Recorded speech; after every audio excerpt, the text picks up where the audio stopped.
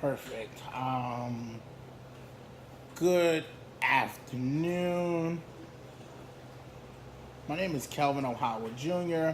This is a video presentation presented to Dr. Richard Grallo, PhD, Professor of Applied Psychology, and the particular fulfillment of the requirements for the legal and ethical issues and counseling, Audrey Cohen School of Human Service and Education, Bachelor's Program of Professional Studies in Human Services, Spring 2019.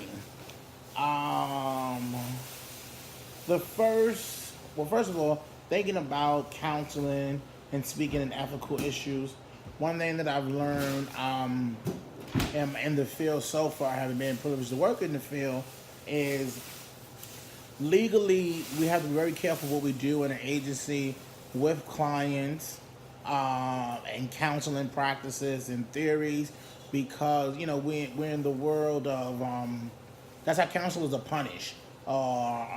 Malpractice happens depending on the level of therapy that's being offered. Also, inappropriate behavior can leave you personally liable for suit, or even an agency for suit if a client feels that their rights have been violated, or an agency can sue you if they feel that you've done something inappropriate. So that's like the legal side of it when it comes to counseling, and some issues and concerns that I think this course will raise or has raised, and how to practice. So you don't go down that avenue per se. So the first thing we needed to do was pick a topic, and one of the assignments was pick a topic, give the importance of a topic, and then back it up with how human service professionals could become an expert in the topic. So I'm not going to really go over what I did. I just want to say that the topic that I did pick, and talk about an incident and a job that happened around change. So I remember I was working in a human service agency, and whenever you hire a new employee, it's change for the dynamics of a team. The team must learn the new employee must learn the team. The new employee is going to begin to bridge individual relationships with other team members as well as the supervisors. So it's a lot of change happening at a rapid pace for people. And one thing that I did like is I realized some people don't know how to deal with change. All change ain't good, or change does not benefit equally to parties involved. These are all issues and value conflicts that come up when dealing with change, period. Change is hard for us in our personal lives. Losing people, death is a process, that's a part of change. People leaving at the job, people getting promoted or fired, that's change. And as a counselor, the one change that is inevitable with preventing is watching a client go on and progress.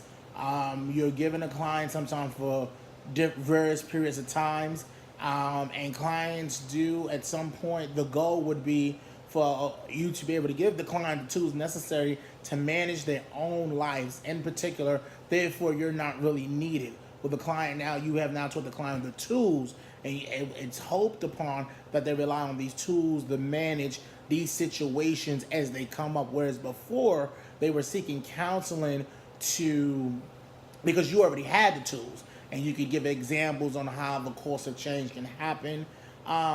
So that's pretty much what I feel about the first outline per se, to throw that in there.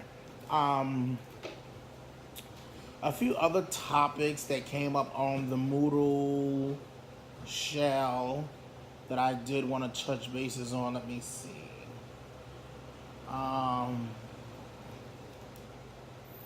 The basic counseling skills. One that I really love a lot is role play. A lot of times in role play, I feel it helps the client understand the other person's feeling and point of view.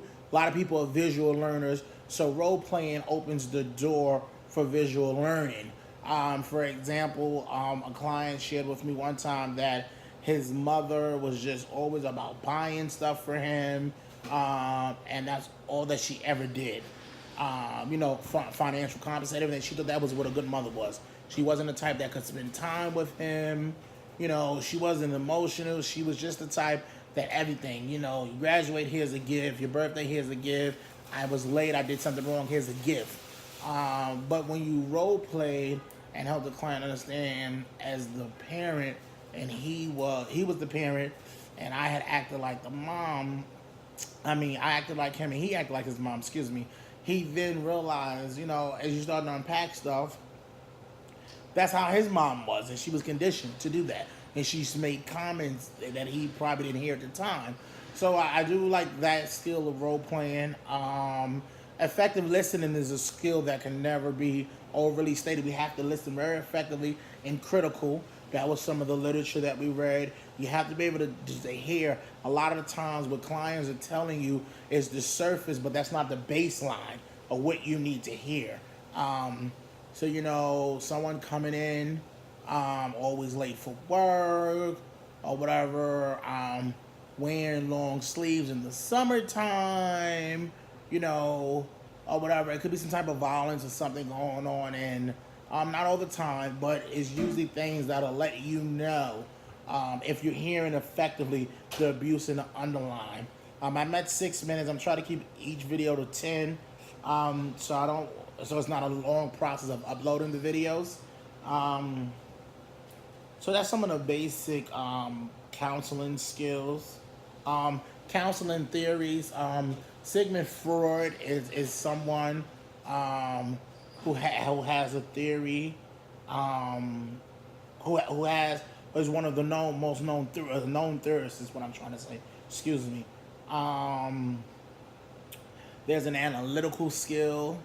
There's an analytical skill that sometimes people use in counseling. And then counseling in relationships is, counselors should never really counsel family and friends because it's a conflict of interest a lot of the times. They may come across bias. Your job is to be objective. Your job is also not to have feelings. It's never what you want to do. It's always giving the client the tools necessary to do what they want. You help guide them through, but I don't have an opinion or a feeling on it. Although I may identify and resonate with something because, we all have shared experiences, but I have to understand in the moment, in practice, I am not the client. It's not about me and my opinion or my experience. It's about the client's experience, and I shouldn't share my experience unless it's going to benefit the healing process of the client and it fits the counseling session. For example, I am someone that's been formerly incarcerated, but I'm also a professional. If that's not going to help benefit the client at that moment, I don't have to identify and share that with the client just because the client is a formerly incarcerated client. So I think I covered that pretty well. Look, confidentiality is always a big thing. That's going to come up later, so I don't want to really touch on that. Then let me see. We're at 8. Well, I guess I can wrap up with purpose-centered education and how I see it relates to counseling. So I really enjoy the process that we go through in the CA where we do the research. We find out a need. Based on the need, you do the lit review. Once you get the lit review, you try to implement those strategies.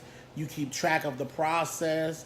You evaluate that process, and you either provide rationale justification for your plan of action. So I really do think that fits in a counseling session.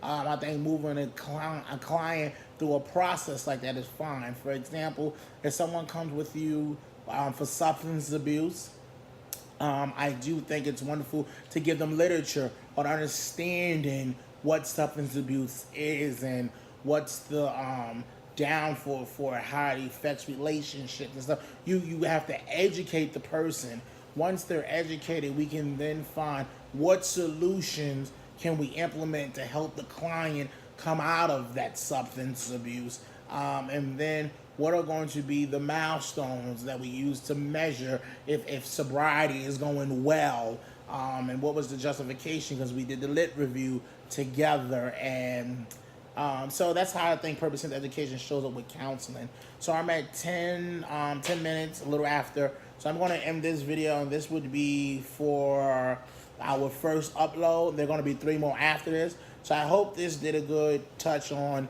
showing who I am, how I tie the literature to real life experience, how I'm cognitive, my critical thinking skills is alive and well. So I hope this really helped, and it allows you to see me in a different context. Dr. Grallo, thank you so much. See you in the next videos.